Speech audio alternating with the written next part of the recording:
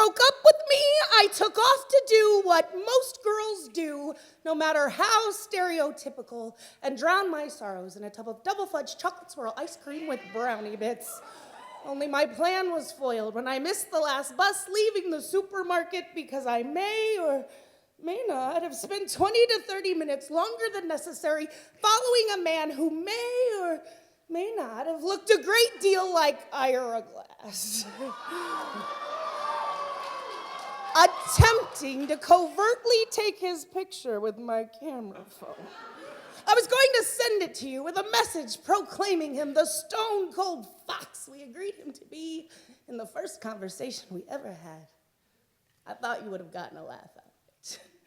And we don't laugh together anymore. I followed him discreetly down the cereal aisle and was sort of disappointed when he chose Cheerios over life. I stalked him through the frozen foods, right past the frozen veggies where you once demanded a kiss and tasted a little like chai tea. I lost him briefly when I saw there was a new flavor of Wheat Thins. But at $4.95 a box, I quickly refocused and relocated Mr. Glass a couple of aisles over. I only abandoned my mission because I suspected Ira was on to me.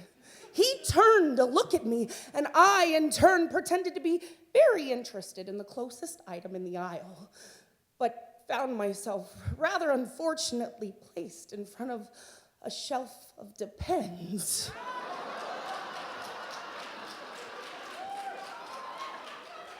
And could then only think, oh dear God,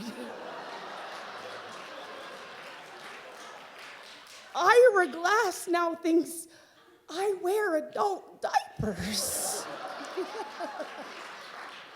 Was I doomed to become a prologue to a show about incontinence in 3 acts? And as I'm writing this poem at work, I realized that I just looked up the word incontinence on Google to make sure it was, in fact, the correct word. And if my boss checks my web history, like I think he does, then he now thinks I'm incontinent as well. Unfortunately, there is only evidence to support this theory, as I do excuse myself to the bathroom several times each day to cry, because our picture isn't on my desk anymore to remind me not to, and because I hate my job. As I was walking home the other night, carrying what was slowly becoming a very large double fudge chocolate milkshake with brownie bits, I switched on my iPod to find that the latest episode of This American Life was all about reuniting in 3 acts. And I realized that, well, even while this man was not Ira Glass, you may still be the man that I think you are. And this may or may not be the end for us, but rather a break between acts.